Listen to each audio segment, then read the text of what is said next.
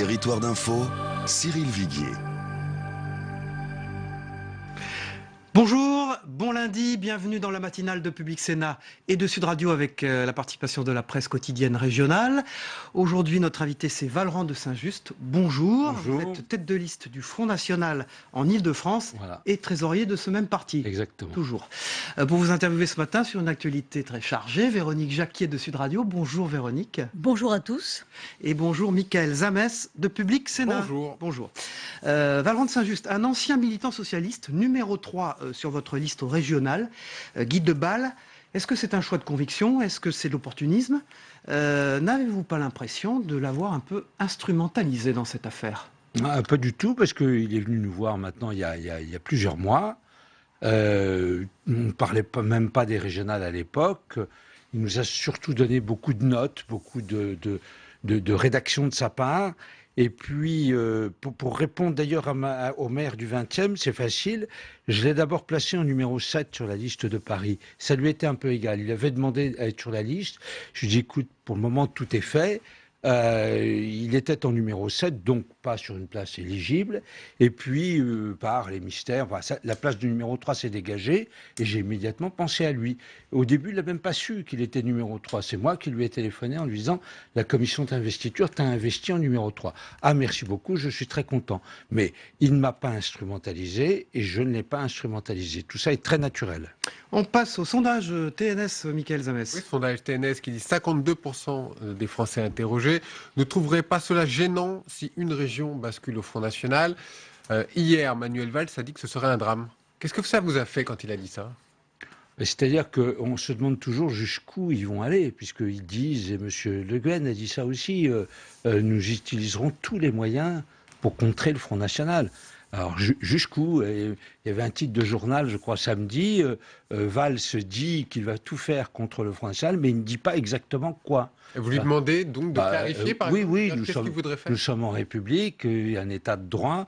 J'aimerais bien savoir à quelle sauce éventuellement le Premier ministre, le ministre de l'Intérieur, le ministre de la Police va vouloir éventuellement s'adresser au Front National si nous gagnons des régions. C'est quand même un peu particulier, quoi.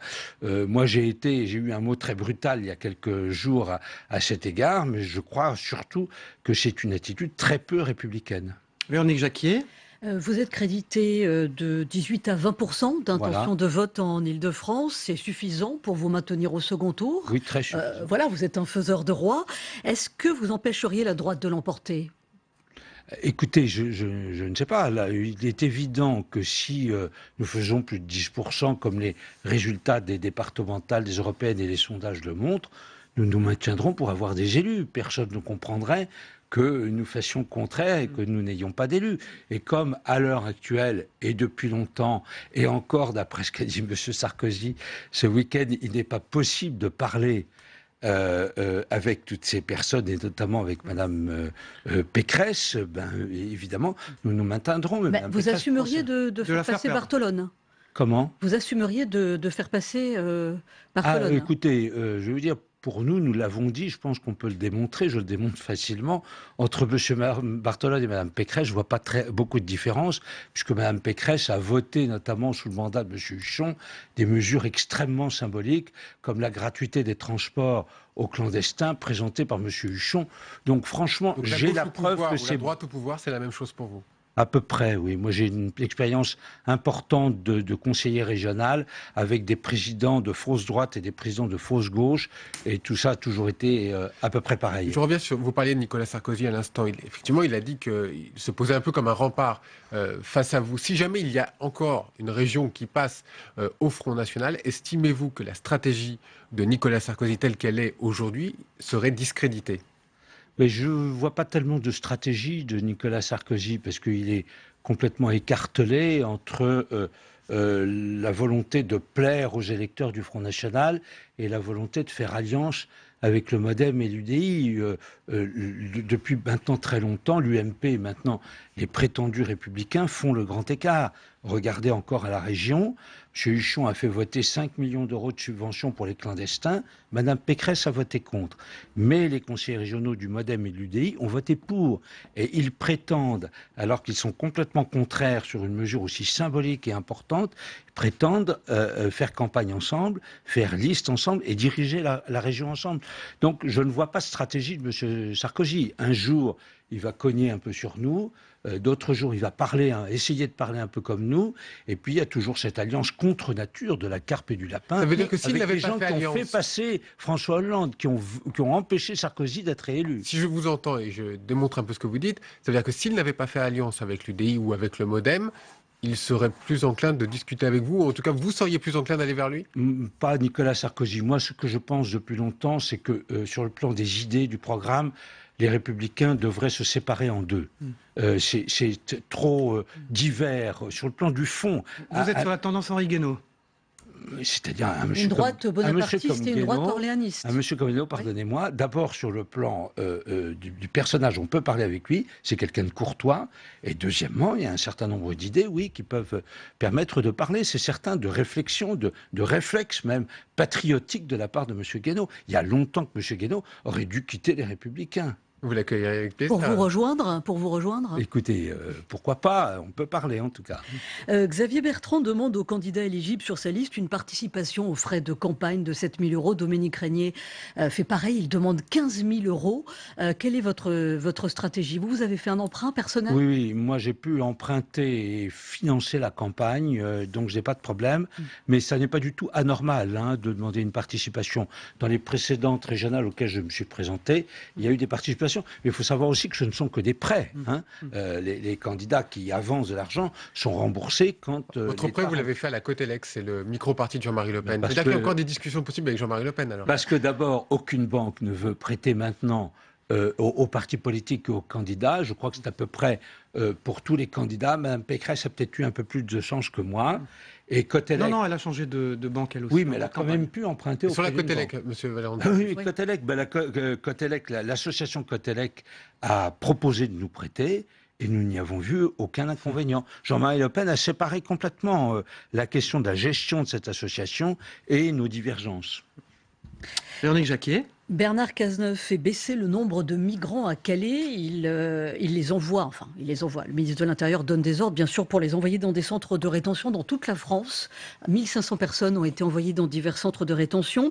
90% sortent de ces centres de rétention au bout de 5 jours et reprennent un train pour Calais. Quelle solution avez-vous, vous, pour les migrants à Calais ou en Île-de-France si vous êtes président de région? La région elle-même n'a pas de compétences directes pour gérer des campements. Vous avez d'ailleurs vu que le tribunal administratif de Lille a fait injonction à l'État et au maire de Calais de prendre des dispositions pour... Non, mais vous aurez un poids politique si vous êtes président de région. Oui, nous aurons un poids politique. D'abord, on ne fera pas comme M. Huchon, c'est certain, mais nous aurons le poids politique en étant président de région avec d'autres régions pour contraindre l'État à cesser sa politique folle d'accueil des clandestins en France. Oui, non, mais d'accord, mais quand Europe. ils sont là, quand ils sont en France, on fait quoi? Ah non, mais quand ils sont là, il faut évidemment les accueillir de façon humanitaire, mais il faut en même temps les renvoyer le plus rapidement possible dans leur pays d'origine. C'est ça qu'il faut faire. Il faut multiplier les centres de rétention, un peu comme on le fait à Calais, à Vincennes. Oui, enfin, écoutez, moi je connais bien la ville de Calais, je connais les habitants de Calais. Leur faire subir ce qu'on leur fait subir depuis plusieurs mois avec ce territoire qu'on a appelé jungle en même temps, de façon assez symbolique, je trouve ça assez dramatique. Il est vrai qu'il faut prendre des mesures humanitaires, mais il faut en même temps prendre des mesures... Il y a des camps aussi en Île-de-France, c'est la même problématique, on en parle beaucoup moins. À la porte de Saint-Ouen ou à la porte des Poissonniers, ou dans le 19e arrondissement. Maintenant, c'est terminé parce qu'on a mis des migrants dans 45 lieux d'accueil à travers toute l'Île-de-France, et notamment dans la Grande Couronne. Tout ça est une politique un peu de répartition et non pas de vraie gestion. Ils font face à l'urgence. Il n'y a aucune politique de fond de la part de M. Cazeneuve. La politique de fond de M. Cazeneuve, c'est qu'ils viennent le plus possible. C'est ce qu'a dit M. Barthelone. Mais votre que la région politique de Île-de-France fond, soit la région d'excellence. de fond, vous, à l'épreuve du terrain, quelle serait-elle Ah non, pour les migrants il est certain que les migrants qui sont sur notre sol à l'heure actuelle, il faut trouver pour une brève échéance, des solutions humanitaires. Ensuite, il faut que l'État fasse en sorte qu'ils repartent dans le pays. De mémoire, Marine Le Pen dit qu'il faut les renvoyer chez eux. Oui, c'est ça. Il faut les renvoyer chez eux, c'est certain. Et en plus, de toute façon, et surtout, il faut les dissuader et les empêcher de venir, les deux. Vous aurez des compétences en matière de sécurité si jamais vous êtes à la tête de la région Île-de-France, peut-être un peu dans les transports. En tout cas, il y a une proposition de Valérie Pécresse qui dit interdire tous les délinquants multirécidivistes dans les transports publics. Ça veut dire qu'on met un policier devant chaque personne? Non, mais Mme Pécresse fait ce genre de propositions très, très faibles, je dirais, pour essayer de frapper en même temps les esprits. C'est comme le port obligatoire d'une pièce d'identité dans les transports. Ce sont au moins, je veux être gentil, des cautères sur des jambes de bois. Ma proposition à moi paraît beaucoup plus sérieuse. D'abord, cette sécurité est une compétence de l'État. Il faut tout transformer sur le plan de la sécurité. Mais ma proposition de mettre 2 agents de sécurité armés dans chacune des gares d'Île-de-France, là, à mon avis, est efficace et vraiment de nature à faire retrouver une sécurité. Ce qui n'est pas possible. On a calculé qu'il y avait plus de 10 000 wagons qui circulaient dans toute l'Île-de-France tous les jours. Ça pourrait coûter combien de mettre 2 personnes armées Entre 35 et 40 millions d'euros par an. Sachant que la fraude, on a dit difficulté à évaluer la fraude. On pense à 150 millions d'euros par an. Mais on a fait une expérience. On a mis 2 gardes armés comme ça pendant plusieurs heures, dans toute une matinée, dans une gare du RER du nord de Paris.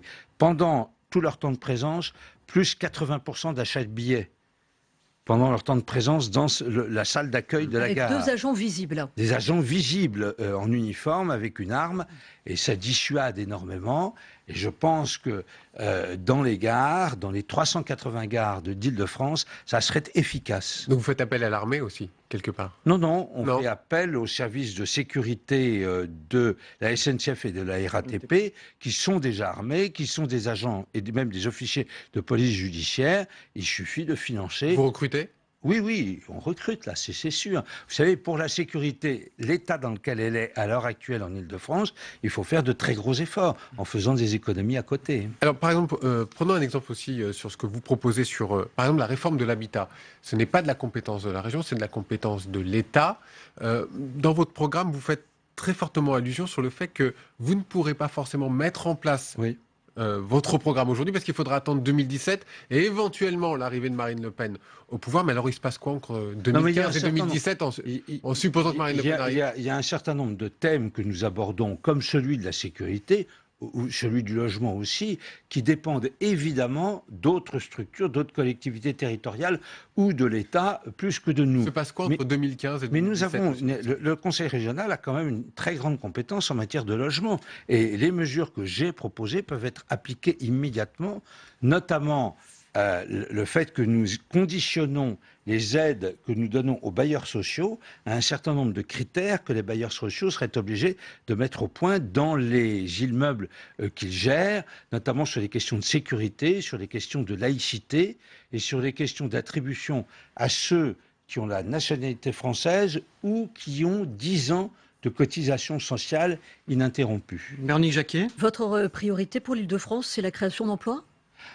Notre mesure phare, c'est la création, c'est de favoriser les entrepreneurs et la création d'emplois. Et dans ce cadre-là, notre mesure phare, c'est la proposition d'une banque publique régionale d'investissement. Ça, je crois que ça peut être efficace et on a beaucoup réfléchi. J'ai de l'expérience d'action économique dans les conseils régionaux.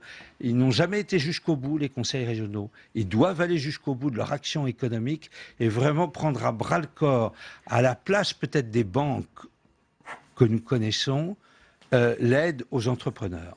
Vous êtes le trésorier du Front National, vous êtes membre du bureau exécutif également. Des perquisitions ont été menées chez Jean-Marie Le Pen. On a trouvé 29 pièces d'or dans un coffre. Le fisc est sur la piste d'un compte offshore alimenté en or. Est-ce que cela vous surprend, vous qui êtes, je le rappelle, trésorier et ancien avocat de Jean-Marie Le Pen? Ça me surprendrait beaucoup que Jean-Marie Le Pen ait pu commettre des infractions de cette nature. J'ai lu des articles hier comme quoi cet argent, supposé argent, aurait une origine très, très ancienne. Jamais entendu parler. Personnellement, non, je n'en ai jamais entendu parler. Au contraire. Vous êtes trésorier depuis 30 ans du Front National, vous Ah n'avez non, jamais mais ça, entendu- attendez, ce sont les affaires personnelles de Jean-Marie Oui, Le mais Pen. enfin, vous mais étiez été, très non, mais proche puisque de vous me posez Jean-Marie la Le Pen. question, j'ai été l'avocat de Jean-Marie Le Pen pendant longtemps, j'ai plaidé des affaires de diffamation, on lui imputait de la fraude fiscale, j'ai toujours gagné. Jusqu'à maintenant, j'ai toujours gagné à 100% sur ces questions-là. Et de toute façon, encore une fois, ça n'est qu'une enquête préliminaire, il n'y a même pas de juge d'instruction. Donc la présomption d'innocence de Jean-Marie Le Pen est totale. Mais l'affaire en elle-même vous surprend? La découverte de ces louis d'or? Ce qui ne me surprend pas, en tout cas, c'est la persécution judiciaire dont nous faisons l'objet. Une dernière question locale. Claude Barthelone a émis des inquiétudes sur les conséquences dans les transports et la circulation au moment de la COP21, du 30 novembre au 11 décembre. Vous êtes d'accord avec lui? Oui, je suis d'accord avec lui. On aurait dû faire cette COP21 plus loin de Paris. Il y a d'ailleurs nécessité d'un grand centre de conférences ou d'exposition sur des gares du RER, mais plus loin que Saint-Denis, même plus loin que Villepinte à l'heure actuelle. C'est certain. Il y a au moins un sujet sur lequel vous êtes d'accord avec lui? Oui, on peut difficilement, ceux qui veulent gagner de l'argent, ceux qui veulent bouger dans Paris, surtout au moment de Noël et des fêtes, vont difficilement supporter cela. Nous essaierons de les aider dans la mesure de nos moyens. Merci Valran de Saint-Just. Je rappelle que vous êtes tête de liste du Front National en Ile-de-France et que vous êtes toujours trésorier de ce parti. Oui. Merci. On passe à l'analyse de l'actualité ainsi que des propos que vous avez tenus sur ce plateau avec les éditorialistes de la presse quotidienne régionale dans un instant.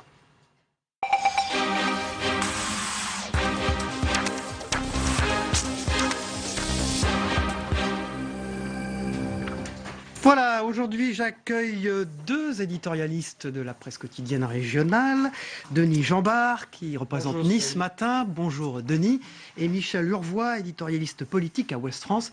Bonjour Michel. Bonjour Cyril. On commence avec les réactions, voilà, Ouest France, les réactions à ce que vient de dire Valran de Saint-Just, d'abord sur Manuel Valls, et puis ce pas de drame au fond, pas de drame si c'est le Front National qui remporte des régions. Denis Jambard. On a le spectacle d'une extrême droite urbanisée qui se relook à l'image du relookage, passez-moi l'expression, par le passage de témoin de Jean-Marie Le Pen à Marine Le Pen. Après, on retrouve quand même tous les thèmes traditionnels du Front National. Une attitude pro-républicaine. L'immigration, la sécurité. Et puis, UMP ou les Républicains et Parti Socialiste, c'est la même chose. Michel Urvois, une attitude peu républicaine, dit-il. Oui, c'est de bonne guerre, c'est pas Classique. C'est classique. Non, ce qui me paraît effectivement important, c'est qu'on a là un candidat d'abord qui n'était pas connu, qui n'est encore pas très connu, mais qui est quand même crédité de 20%, ce qui montre bien que ce n'est pas la personne qui compte dans cette élection-là, que c'est pas non plus la région. À chaque fois, quand vous l'avez interrogé, il dit « Ah mais ça, c'est de la compétence de l'État. Le logement, la politique migratoire, la sécurité, c'est l'État. Donc moi, président de région, je ne ferai pas grand-chose, au fond. » Mais c'est pas important, ça, dans la campagne. Enfin, je veux dire, c'est pas important pour lui, pour le Front National. Ça n'empêchera pas de faire un score. Et puis, on a là un monsieur, finalement, qui, bien que mis en examen, est quelqu'un de très rassurant, de très un peu à côté, je dirais, sans que ce soit un méchant, mais un peu pépère, qui rassure. Donc, n'ayez pas peur. Et ça ne l'empêchera pas de se maintenir, comme il dit, de toute façon. Ah ben de toute façon, la stratégie du Front National, c'est de se maintenir à tout prix, conquérir des sièges, conquérir des régions si elle le peut. Et en effet, les sondages nous indiquent, et encore le dernier ce matin... TNS, 52% des Voilà, Français, des Français ne seraient pas choqués de voir Marine Le Pen à la tête d'une région. Et donc progresser, comme ils le font d'ailleurs depuis un certain nombre d'années et d'élections. La question qui est posée aujourd'hui, c'est qu'on se rend compte que face à ça, les partis dits de gouvernement ne trouvent pas la bonne réponse. Et peut-être ont-ils trop joué eux aussi avec le Front National pour subsister. C'est d'ailleurs ce qu'il dit de la stratégie de Nicolas Sarkozy et des Républicains, une stratégie inexistante. Oui. Et d'ailleurs, ils mettent le grand écart, dit-il. L'un et l'autre mettent le Front National constamment au milieu du débat. C'est-à-dire, ils en oublient presque d'avoir leur propre affirmation. Et on en oublie même de savoir ce que propose Claude Barthelone ou Valérie Pécresse dans le cas de ces régionales. Je ne suis pas sûr que ça change grand-chose. Je lisais une enquête qui montre que la moitié des Français pensent que leur région est à droite, alors qu'elles sont toutes à gauche, sauf une. Je pense qu'ils ne connaissent pas leur président de région et je pense qu'ils ne connaissent pas les compétences des En même temps, la régions. campagne démarre vraiment maintenant. Elle démarre vraiment, mais elle va bientôt se terminer aussi. Donc, très courte. Donc elle va être très très courte, donc elle ne va pas se faire sur ces critères-là. Je reviens d'un mot peut-être sur ce que va faire le Front National en Ile-de-France au second tour. Il y en a un autre qu'il ne faut pas oublier, c'est Nicolas Dupont-Aignan, même s'il pèse moins lourd. 8% on dit, autour du 8%. Oui, mais avec une petite progression régulière, s'il atteint les 10% pour Valérie Pécresse, là, ça devient un gros problème. Qu'avez-vous pensé du clin d'œil à Henri Guénaud On voit bien d'ailleurs que là, il y a dont l'attitude a été saluée. Une stratégie, et j'ai été très frappé par une des phrases de votre invité, qui disait il serait temps d'une certaine manière que les Républicains se cassent en deux, puisqu'il y a une partie de leur électorat et une partie de leurs dirigeants qui tiennent à peu près le même discours que nous. Et d'ailleurs, il y a un glissement sémantique aussi du Front National qu'il faut relever, qui fait partie de cette, passez-moi encore l'expression, urbanisation de l'extrême droite. C'est-à-dire qu'on ne parle plus de nationalisme, on est passé au patriotisme, qui est une valeur qui peut être admise en effet par tout le reste du pays. En politologie, on peut tout à fait faire la différence. Le nationalisme, ça caractérise l'extrême droite. Le patriotisme, ça caractérise les républicains. Et là, il y a de nouveau une main tendue, et on voit bien que ça fait partie de la stratégie à l'horizon des régionales, mais aussi des présidentielles. Essayer de casser le Parti républicain, attirer le maximum d'électeurs du Parti républicain pour essayer de propulser Marine Le Pen dans l'élection présidentielle. D'ailleurs, je l'ai entendu dire elle-même, nous avons pris aux communistes, nous avons pris aux socialistes, nous sommes en train de prendre des électeurs au Parti républicain. D'ailleurs, pour aller dans le sens de Denis, le Front National n'a pas d'alliés en tant que parti. Donc ses seuls alliés, c'est le débauchage d'électeurs, débauchage de candidats. Il y a un socialiste sur sa liste, ex-socialiste, je suppose. Donc c'est parce qu'il est seul, il ne peut pas gagner. Donc il faut trouver un moyen de ramener du monde, et je pense que ça en fait partie. Et sur la crédibilité de ces propositions, qu'en avez-vous pensé? Alors les agents de sécurité, 2 agents dans chaque gare de l'Île-de-France, la priorité économique, c'est la création d'une banque publique d'investissement, nous a-t-il dit. Vous pensez que c'est des thèmes crédibles, légitimes et porteur, Denis Jeanbart? Moi, il n'y a rien là de bien nouveau. On voit bien qu'ils remettent l'immigration et les sécurités comme leviers électoraux. Mais c'est pas, tout ça est assez flou et très imprécis. Et comme le soulignait d'ailleurs Michel, on voit bien que sur les questions de fond, il dit c'est le rôle de l'État. Donc moi, finalement, même élu, je ne pourrais pas faire grand-chose. Ce qui est faux, puisque les régions ont quand même des compétences assez importantes. Et sur ce terrain-là, d'abord, la BPI a déjà des possibilités d'action. Oui, il y a déjà des banques en région. Et puis Emmanuel Macron présente aujourd'hui même un projet de soutien aux petites entreprises, de soutien surtout de facilitation, de simplification pour les micro-entreprises. Là, il parle un peu de l'aide à ces entreprises-là. Là, je pense que le gouvernement en a pris conscience, est en train de préparer des choses. Donc, voilà, je ne pense pas que ces propositions soient ni très originales, ni très audacieuses. En tout cas, pardon, on va voir à travers ces régionales si le changement de stratégie de Nicolas Sarkozy est payant. Parce qu'on voit bien depuis quelque temps que sa cible, il n'évoque plus beaucoup le Front National, sa cible, c'est le Parti Socialiste. Il a radicalisé son discours contre le gouvernement, contre Manuel Valls et contre François Hollande. Et on voit bien que c'est pour apparaître comme principal opposant et en cette qualité, essayer de reprendre du terrain sur le Front National. On va voir si nous avons désormais un tripartisme ou si Nicolas Sarkozy, à travers cette stratégie, arrive à rééquilibrer un peu les choses en faveur des Républicains. On voit très vite. Je crois que ça n'empêchera pas le tripartisme. Je suis complètement d'accord avec vous, Michel. Les gens attendent des candidats qui parlent comme eux, qui les comprennent, et la tactique n'est pas une réponse à ça. Merci. On regarde rapidement vos unes. Celle de Nice Matin, Denis Jeanbart, c'est une une très locale. On y voit à fond, il a marqué. Avec un cycliste, voilà. Bah oui, parce qu'il y a des événements sportifs avant le premier tour, importants, avant le premier tour. Avant le premier tour. Et Michel Urvois, la une de Ouest France, rapidement. Oui, alors on parle des régionales, bien sûr. Cameron qui pose ses exigences. Voilà, donc une question majeure. Alors là, pour le coup, pour l'avenir de notre avenir et pour l'avenir de l'Europe, c'est les conditions qu'il pose effectivement pour un maintien dans l'Europe. On ne rigole pas là. Merci Denis Jeanbart, merci Michel Urvois. On se retrouve évidemment demain à la même heure. Les programmes continuent sur Public Sénat et Sud Radio et avec le décrochage dans quelques minutes sur LCP. Merci, à demain.